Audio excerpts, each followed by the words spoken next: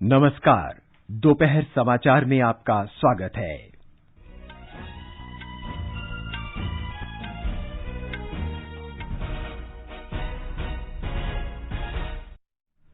पूरे देश में आज से 4 दिवसीय विशेष टीकाकरण अभियान टीका उत्सव सुचारू रूप से जारी। प्रधानमंत्री ने सभी देशवासियों से 4 सिद्धांतों का पालन करने की अपील की।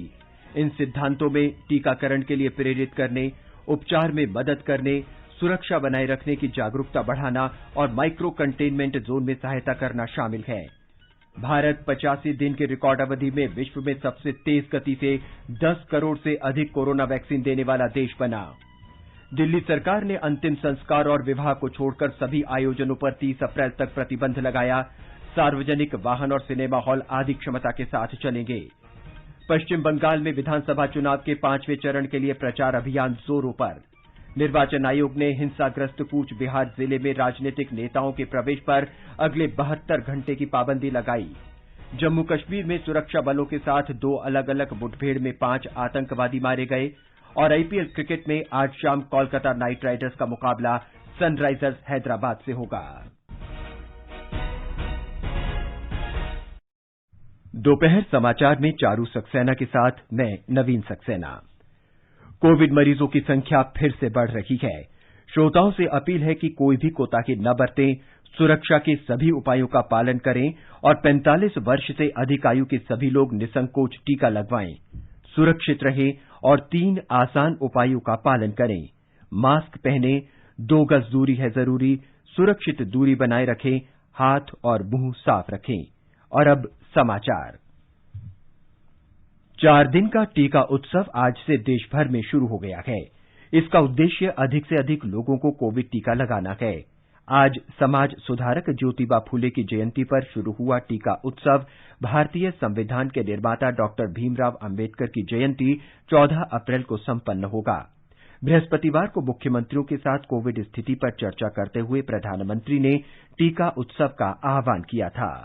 11 अप्रैल ज्योतिबा फुले जी की जन्म जयंती है और 14 अप्रैल बाबा साहब आम्बेडकर जी की जन्म जयंती। क्या हम 11 अप्रैल से 14 अप्रैल पूरे अपने राज्य में टीका उत्सव मना सकते हैं, एक पूरा वातावरण क्रिएट कर सकते हैं? प्रधानमंत्री नरेंद्र मोदी ने देश में 4 दिन के विशेष टीकाकरण अभियान का शुभारंभ करते हुए सभी देशवासियों से 4 सिद्धांतों का पालन करने की अपील की है। हमारे संवाददाता ने बताया है कि श्री मोदी ने व्यक्तिगत और सामाजिक साफ सफाई रखने की जरूरत पर जोर देते हुए इन 4 सिद्धांतों पर बल दिया। ईच वन वैक्सीनेट वन, यानी जो लोग कम पढ़े लिखे हैं, बुजुर्ग हैं, जो स्वयं जाकर टीका नहीं लगवा सकते, उनकी मदद करें। ईच वन ट्रीट वन, यानी जिन लोगों के पास साधन नहीं है, जिन्हें जानकारी कम है, उनकी कोरोना के इलाज में सहायता करें। ईच वन सेव वन, यानी मैं खुद भी मास्क पहनूं और इस तरह स्वयं को भी सुरक्षित करूं और दूसरों को भी सुरक्षित करूं, इस पर बल देना है। और चौथी अहम बात यह है कि किसी को कोरोना होने की स्थिति में माइक्रो कंटेनमेंट जोन बनाने का नेतृत्व समाज के लोग करें। जहां पर भी कोरोना का पॉजिटिव केस आया है, वहां परिवार, समाज के लोग माइक्रो कंटेनमेंट जोन बनाएं। समाचार कक्ष से मैं मुकेश कुमार। प्रधानमंत्री ने कहा कि टीका उत्सव कोरोना महामारी के खिलाफ दूसरे बड़े युद्ध की शुरुआत है। उन्होंने आग्रह किया कि कोविड टीकों की बर्बादी बिल्कुल नहीं होनी चाहिए और जिनकी पात्रता है वो टीका अवश्य लगवाएं। प्रधानमंत्री ने कहा कि महामारी की रोकथाम के लिए जरूरी है कि हम खास जरूरत के बिना घर से बाहर न निकलें। प्रधानमंत्री ने परिवार में सभी को टीका लगवाने की जिम्मेदारी घर की महिलाओं से संभालने की अपील की। उन्होंने विश्वास व्यक्त किया कि 4 दिन के टीका उत्सव में व्यक्तिगत, सामाजिक और प्रशासनिक तथा राष्ट्रीय स्तर पर जन भागीदारी से कोरोना के खिलाफ संघर्ष में बड़ी सफलता प्राप्त की जा सकेगी। टीकाकरण उत्सव 14 अप्रैल को डॉक्टर भीमराव अंबेडकर की जयंती के दिन संपन्न होगा। विश्व के सबसे बड़े कोविड टीकाकरण अभियान में भारत महत्वपूर्ण उपलब्धि हासिल करने के करीब है। स्वास्थ्य और परिवार कल्याण मंत्रालय ने बताया कि 85 दिन के रिकॉर्ड समय में करीब 10 करोड़ 16 लाख टीके लगाए जा चुके हैं। हमारे संवाददाता ने बताया कि पिछले 24 घंटे के दौरान 35 लाख से ज्यादा टीके लगाए गए। स्वास्थ्य मंत्रालय ने बताया है कि कोरोना से स्वस्थ होने की दर कुछ घटकर 90.44% हो गई है। 24 घंटे में 90,000 से ज्यादा लोगों को स्वस्थ होने पर अस्पताल से छुट्टी दे दी गई है। अभी तक देश में कुल 1,20,00,000 से ज्यादा लोग संक्रमण से उबर चुके हैं। पिछले 24 घंटे में 1,52,879 नए मरीजों का पता चला है। 10 राज्यों महाराष्ट्र, कर्नाटक, छत्तीसगढ़, दिल्ली, तमिलनाडु, उत्तर प्रदेश, पंजाब, मध्य प्रदेश, गुजरात और केरल में हर दिन संक्रमितों की संख्या तेजी से बढ़ रही है। 80% नए संक्रमण इन 10 राज्यों में ही हुए हैं। समाचार कक्ष से सौरभ अग्रवाल। अखिल भारतीय आयुर्विज्ञान संस्थान एम्स के डॉक्टर नीरज निश्चल ने आकाशवाणी से बातचीत में सभी पात्र लोगों को कोविड टीका लेने की अपील की है। उन्होंने कहा कि संक्रमण से बचाव के लिए प्राथमिकता के आधार पर टीका लेना जरूरी है। जैसे जैसे केसेस बढ़ रहे हैं, अब लोगों को समझने की जरूरत है कि हम कह रहे हैं कि भाई वैक्सीन आपकी जान बचा सकता है। अगर डरने की जरूरत है, आप इस बीमारी से डरिए, वैक्सीन से नहीं। वैक्सीन सेफ और काफी इफेक्टिव है। समझने की जरूरत है कि वैक्सीन का जो प्राइमरी काम है, अगर बाई चांस आपको वैक्सीन लेने के बाद इन्फेक्शन हो भी गया तो किसी भी सीवियर बीमारी में कन्वर्ट होने से आपकी जो बीमारियां इतने डेवलप ना हो कि आपको वेंटिलेटर पे जाने की जरूरत पड़े, इन सब चीजों से बचाने में आपकी मदद करता है। जाने माने फिल्म अभिनेता सचिन खेड़कर ने लोगों से कोविड टीका लेने की अपील की है। उन्होंने कहा कि लोगों को पूरे उत्साह से टीकाकरण कार्यक्रम में भाग लेना चाहिए। हम सब जानते हैं कि कोरोना का फैलाव बहुत बढ़ चुका है और इसे रोकने के लिए हम मास्क लगाना, हाथ साफ करते रहना और एक दूसरे से सुरक्षित दूरी बनाए रखने की त्रिसूत्री का पालन कर रहे हैं। पर साथ ही में हमारे देश में कोरोना से बचाव के लिए टीकाकरण अभियान भी चल रहा है। हमें सरकार के इस अभियान में शामिल होना है। जो भी लोग टीका लेने के लिए पात्र हैं, उन्हें गुजारिश है कि आप अपने नजदीकी टीकाकरण केंद्र जाकर कोरोना से बचाव के लिए टीका जरूर लें। ये सुरक्षित है और इससे हम खुद को, हमारे परिवार को और हमारे देश की जनता को कोरोना से सुरक्षित कर सकते हैं। यूनिसेफ ने लोगों में कोविड टीकाकरण के बारे में जागरूकता पैदा करने और टीके के प्रति भ्रम दूर करने के लिए अभियान शुरू किया है। यूनिसेफ की महाराष्ट्र इकाई की प्रमुख राजेश्वरी चंद्रशेखर ने आकाशवाणी से जानकारी साझा की। अभी यूनिसेफ एक डिजिटल अभियान चला रहा है कोविड टीकाकरण के बारे में। इसमें हम टीका से भय, टीका के बारे में कम जानकारी, उसके बारे में कम विश्वास रखना आदि पर चर्चा करने वाले हैं। उत्तर प्रदेश में विशेष कोविड टीका उत्सव राज्य भर में शुरू हो गया है। बड़ी संख्या में लोग इस अभियान में भाग ले रहे हैं। राजनीतिक नेताओं, धार्मिक गुरुओं, डॉक्टरों और सामाजिक कार्यकर्ताओं ने लोगों से टीकाकरण अभियान में अधिक से अधिक भागीदारी का आह्वान किया है। हमारे संवाददाता ने बताया है कि आज महात्मा ज्योतिबा फूले की जयंती से शुरू हुआ ये टीका उत्सव 14 अप्रैल को बाबा साहेब डॉक्टर भीमराव अंबेडकर की जयंती तक चलेगा।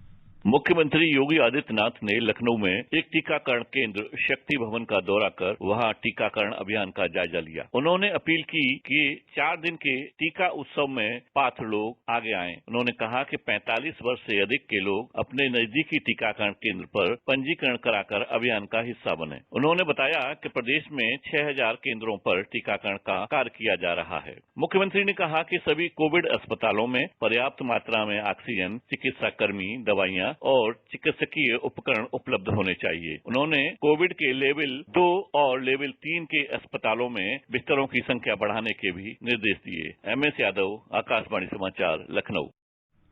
बिहार में 45 वर्ष से अधिक आयु के लोग बड़ी संख्या में टीका लगवाने टीकाकरण केंद्र पर पहुंच रहे हैं। राज्य सरकार के अनुसार टीका उत्सव अभियान के दौरान 4 दिन में 4 लाख लोगों को टीके लगाए जाएंगे। मुख्यमंत्री नीतीश कुमार ने लोगों से अपील की है कि कोरोना महामारी की रोकथाम के लिए सभी टीके लगवाएं। उन्होंने कहा कि बड़ी संख्या में टीकाकरण सुविधा उपलब्ध कराने के लिए अतिरिक्त प्रबंध किए गए हैं। राज्य में पिछले 24 घंटों में 2,52,835 लोगों ने टीके लगवाए। अब तक राज्य में 46,83,143 से ज्यादा लोग कोरोना का टीका लगवा चुके हैं। राज्य सरकार ने केंद्र से 30 लाख और खुराक भेजने की मांग की है। केंद्रीय स्वास्थ्य और परिवार कल्याण मंत्री अश्विनी चौबे ने कहा है कि राज्य में RT-PCR मशीनों को भारतीय चिकित्सा अनुसंधान परिषद के दिशा निर्देशों के अनुरूप अपग्रेड किया जाना चाहिए। सभी राज्यों से कहा गया है कि कोविड के 75% से ज्यादा टेस्ट RT-PCR तरीके से होने चाहिए।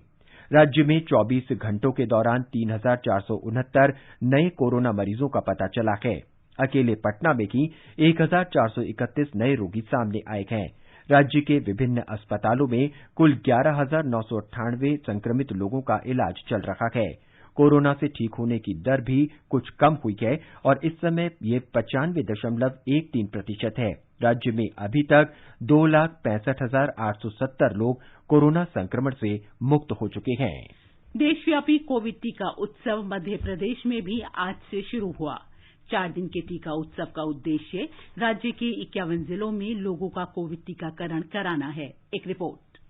महोत्सव के दौरान जनप्रतिनिधियों, धर्मगुरुओं, समुदायों के अध्यक्षों और स्वयंसेवी संस्थाओं की मदद से 45 वर्ष से अधिक उम्र के लोगों को टीके लगाए जा रहे हैं। महोत्सव के दौरान राज्य में 50 लाख से अधिक टीकाकरण का लक्ष्य रखा गया है। महाराष्ट्र से सटे जिलों में प्रचार वाहनों के जरिए लोगों को टीका लगवाने के लिए जागरूक किया जा रहा है। राजधानी भोपाल के अलग अलग इलाकों में 300 से ज्यादा टीकाकरण केंद्र बनाए गए हैं। भोपाल कलेक्टर द्वारा लॉकडाउन के बावजूद टीकाकरण के लिए जाने वाले लोगों को छूट दी गई है, जिसके चलते सुबह से ही लोग उत्साह के साथ टीकाकरण के लिए पहुंच रहे हैं। समाचार कक्ष भोपाल से मैं राशिद अहमद खान। छत्तीसगढ़ में पिछले 24 घंटे के दौरान 14,000 से अधिक नए कोविड मरीजों की पुष्टि हुई। इसके साथ ही राज्य में संक्रमितों की कुल संख्या 4,33,000 से ज्यादा हो गई। हमारे संवाददाता ने बताया है कि राज्य में फिलहाल इस समय 86,000 कोविड मरीजों का इलाज चल रहा है।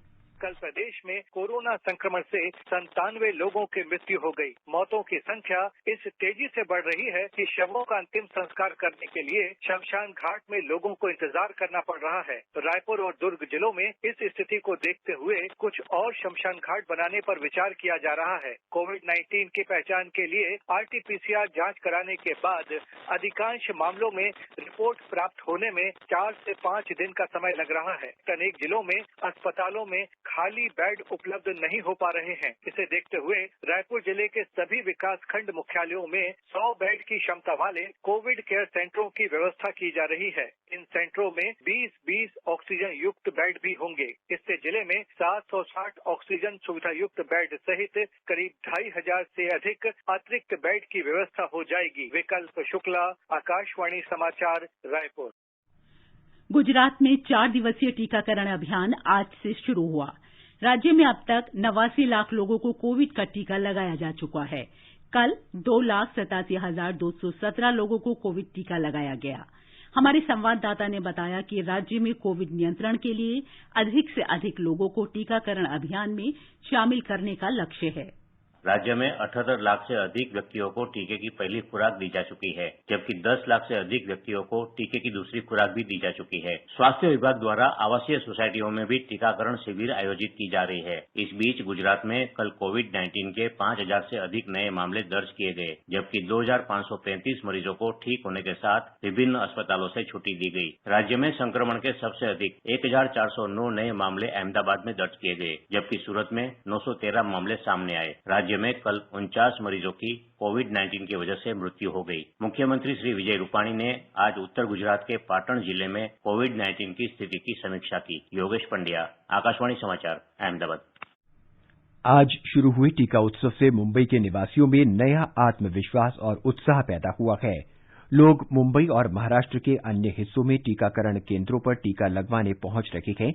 इस बीच कोविड टीकों की उचित आपूर्ति के साथ महाराष्ट्र 1 करोड़ कोविड टीके लगाने वाला पहला राज्य बन गया है। ब्यौरा हमारे संवाददाता से। टीका उत्सव के लिए मुंबई वासी काफी उत्साहित है और उनके अनुसार इस उत्सव के कारण टीकाकरण के प्रति अधिक जागरूकता उत्पन्न हो रही है। कई लोगों ने कहा है कि ये टीका लगवाने के बाद इस महामारी से लड़ने का आत्मविश्वास मिल रहा है। मुंबई को कल और 99,000 टीके मिलने के कारण टीकाकरण मुहिम को ज्यादा गति प्राप्त हुई है। मुंबई में आज टीका लगवाने पहुंचे नागरिकों ने टीकाकरण की व्यवस्था के बारे में संतोष जताया है। इस दौरान महाराष्ट्र के प्रधान स्वास्थ्य सचिव प्रदीप व्यास ने कहा है कि राज्य ने आज कुछ देर पहले अब तक 1 करोड़ टीके लगवाने की एक बड़ी उपलब्धि हासिल की है। हर दिन 70,000 से ज्यादा टीके लगवाने वाला पुणे राज्य की टीकाकरण मुहिम में सबसे आगे है। शैलेश पाटिल, आकाशवाणी समाचार, मुंबई।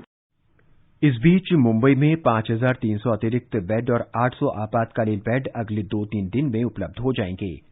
मुंबई की महापौर किशोरी पेडनेकर ने कहा कि कंजोर मार्ग और मलाड में 2000 बेड उपलब्ध कराए जा रहे हैं। 1000 बेड के साथ सौमैया मैदान में और 300 बेड के साथ महालक्ष्मी में अतिरिक्त कोविड केंद्र स्थापित किए जा रहे हैं। उन्होंने कहा कि इन 4 केंद्रों पर 200 आपातकालीन बेड भी उपलब्ध कराए जाएंगे।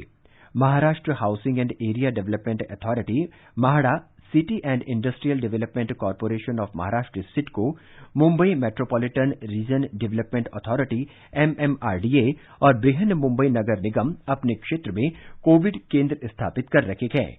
महापौर ने कोविड रोगियों से बेड के लिए निगम के वार्ड कोरोना वॉर रूम से संपर्क करने के लिए कहा है। असम में टीका उत्सव के दौरान 1,92,000 लोगों को टीका लगाने का लक्ष्य है। अब तक 14,52,000 कोविड के टीके लगाए जा चुके हैं। टीकाकरण के साथ साथ कोरोना जांच भी बढ़ाई गई है।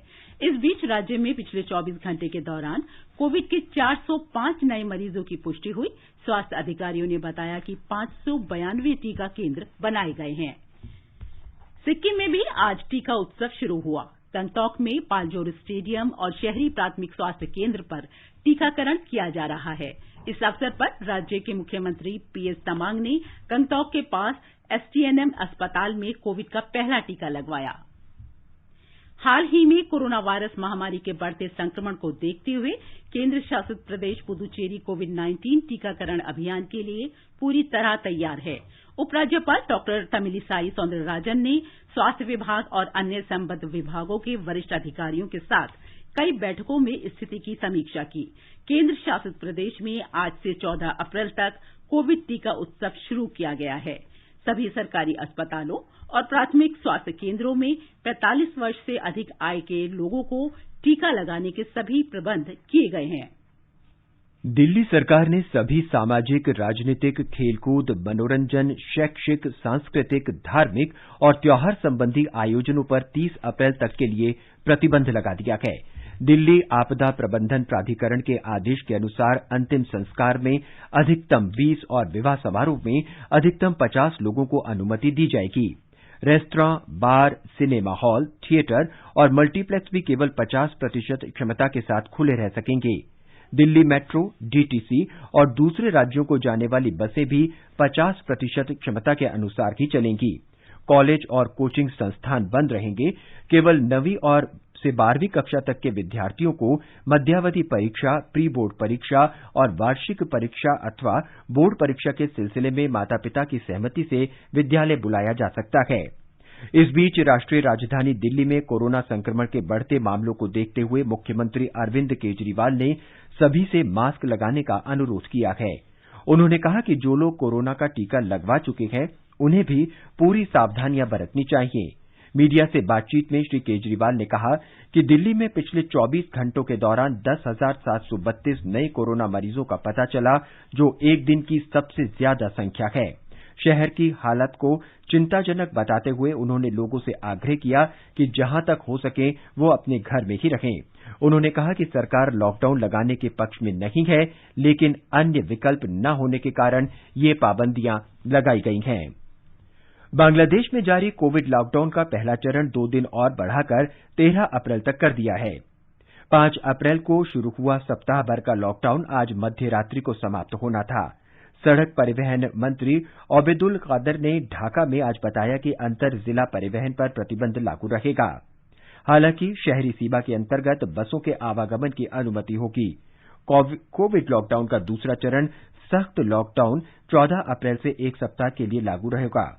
इस दौरान सभी सरकारी, निजी कार्यालय और कारखाने बंद रहेंगे। वाहनों का आवागमन पूरी तरह से प्रतिबंधित होगा और लोग केवल आपात स्थिति में ही घर से बाहर निकल सकेंगे।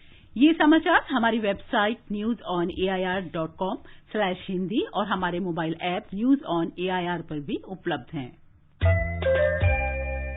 चलो मिलकर एक शुरुआत करें, चलो एक फैसला आज करें, मास्क नहीं तो टोकेंगे, कोरोना को रोकेंगे, चलो एक इरादा करते हैं, चलो कुछ वादा करते हैं, मास्क नहीं तो टोकेंगे, कोरोना को रोकेंगे।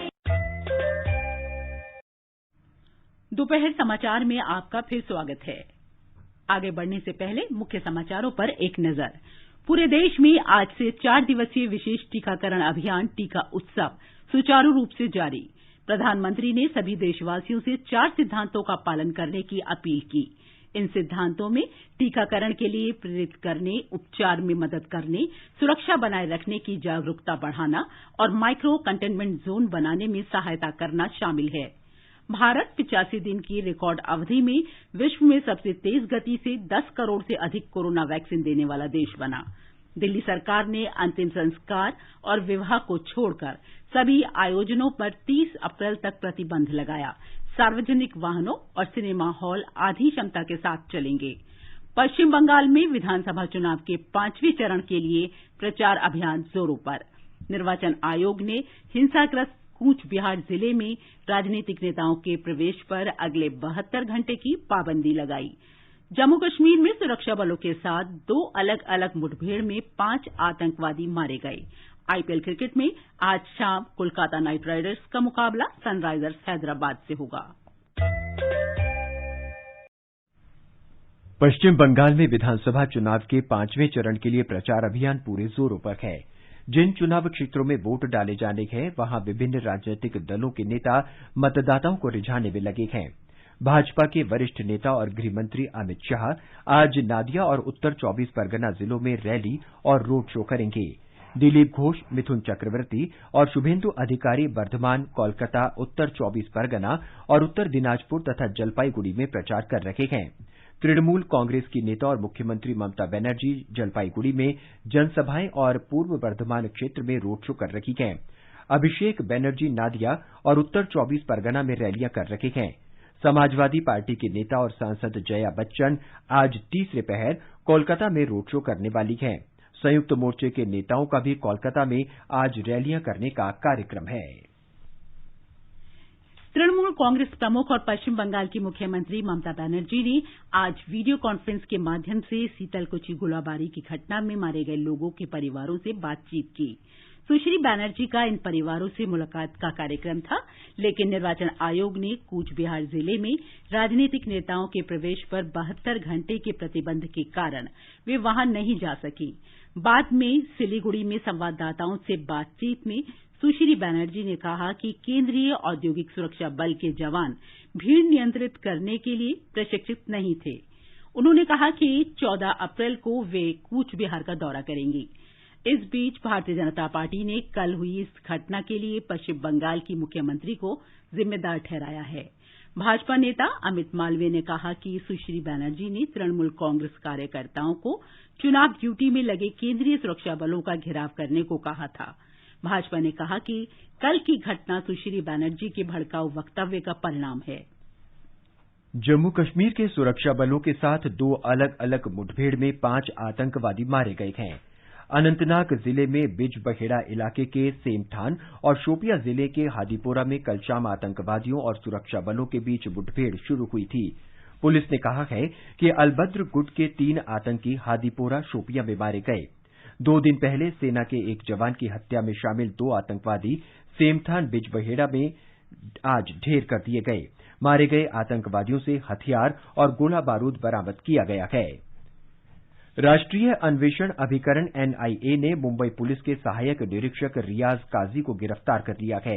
रियाज एंटीलिया कार बम और मनसुख हिरेन हत्या मामले का आरोपी है। एनआईए ने उससे कई बार पूछताछ की थी। इस मामले में ये दूसरी गिरफ्तारी है। 13 मार्च को एनआईए ने सहायक पुलिस निरीक्षक सचिन वजे को गिरफ्तार किया था। वजे 23 अप्रैल तक न्यायिक हिरासत में है। काजी वजे का निकट सहयोगी था और दोनों मुंबई पुलिस की अपराध अधिसूचना इकाई में काम कर रहे थे। ये समाचार आकाशवाणी से प्रसारित किए जा रहे हैं। ताजा समाचार जानने के लिए आप हमारे Twitter handle @AIR News Hindi को फॉलो कर सकते हैं। ये आकाशवाणी है। आज विश्व पार्किंसन दिवस है। इस दिवस का आयोजन पार्किंसन के बारे में लोगों को जागरूक करने के उद्देश्य से किया जाता है।